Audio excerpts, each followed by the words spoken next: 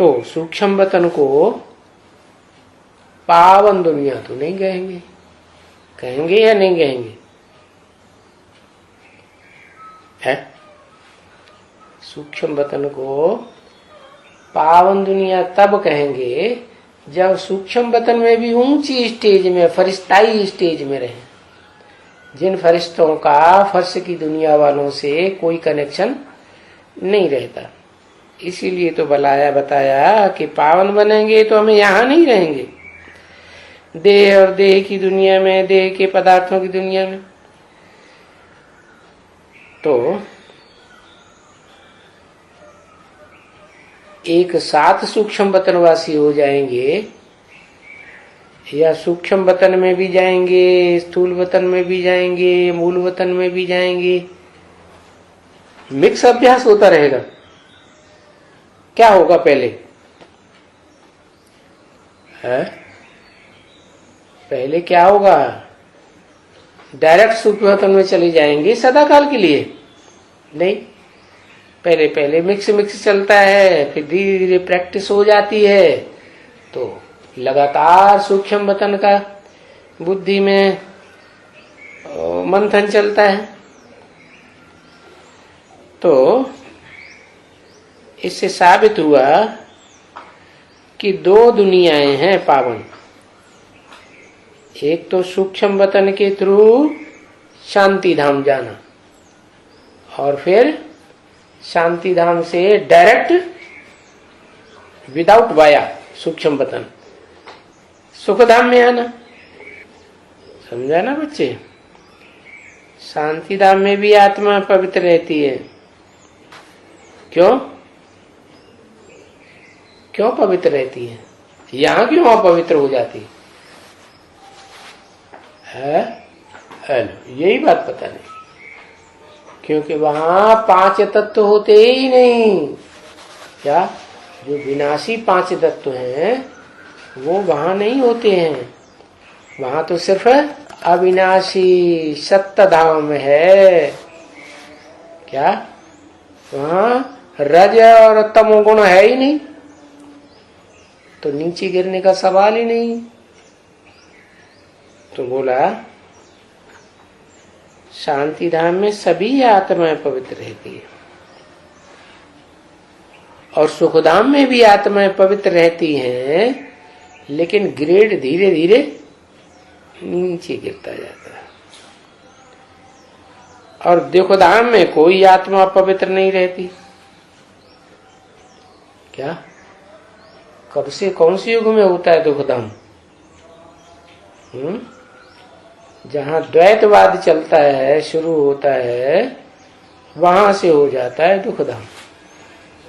एक धर्म नहीं, एक धारणा नहीं, एक राज्य नहीं, दो दो राज्य, दो दो धर्म, चार चार धर्म, अनेक भाषाएं, अनेक कुल, अनेक मतें हो जाती हैं, तो कहा जाता है दुखधाम।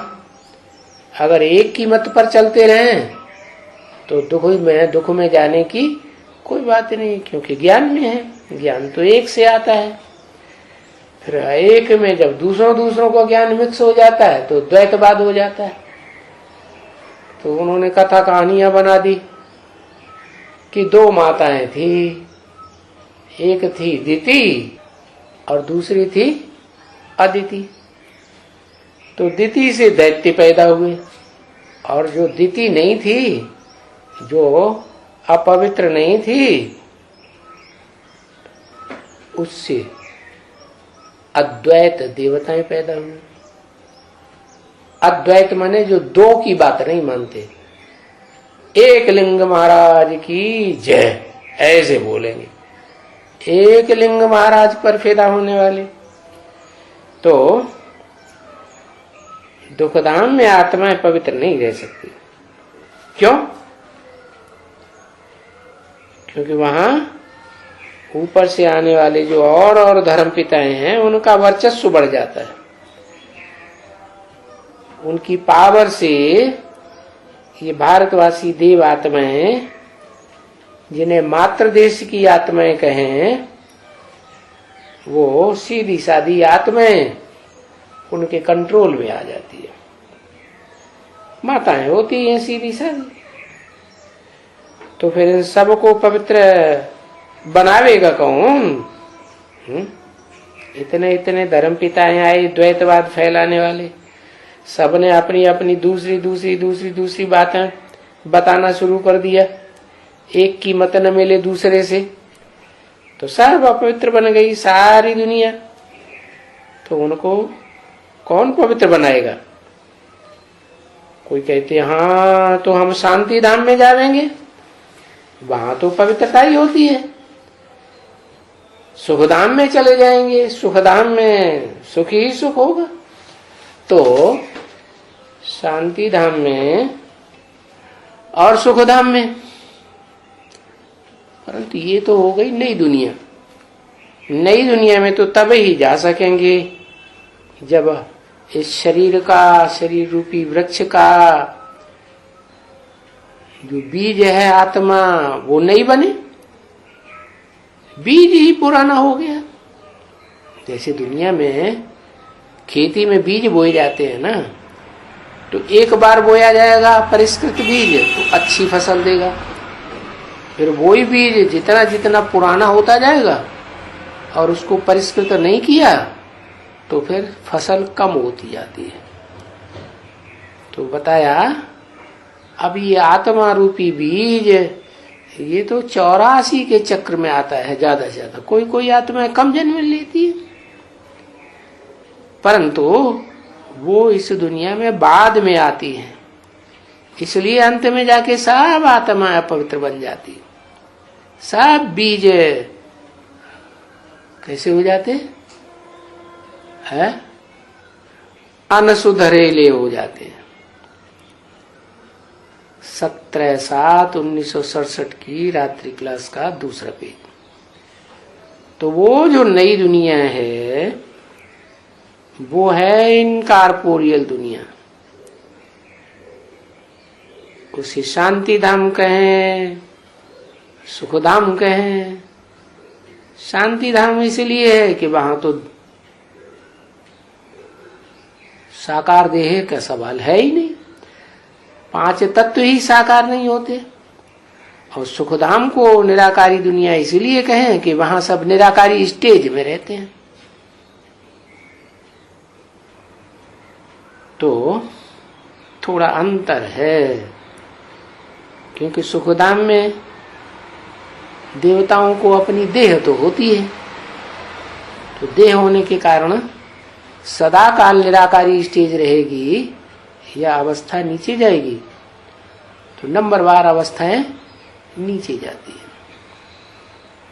निराकारी तो निर्विकारी होना ही है, क्योंकि जो इस दुनिया में निराकारी बनेंगे वो निर्विकारी दुनिया में जाएंगे, टोटल निर्विकारी दुनिया।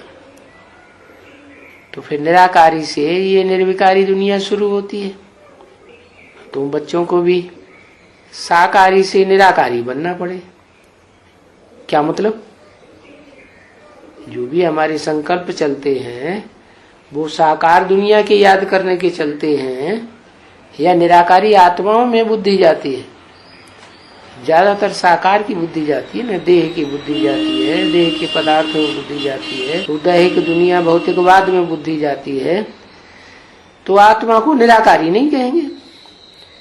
तो जब प्रैक्टिस करते करते आत्मा निराकारी ज्योति बिंदु बनती है तो फिर नई दुनिया में जाना होता है। वो नई दुनिया है पहले पहले निराकारी धाम, पीछे फिर निर्विकारी से विकारी बनते हैं। जब इस सृष्टि पर आते हैं तो पहले कौन से आएंगे?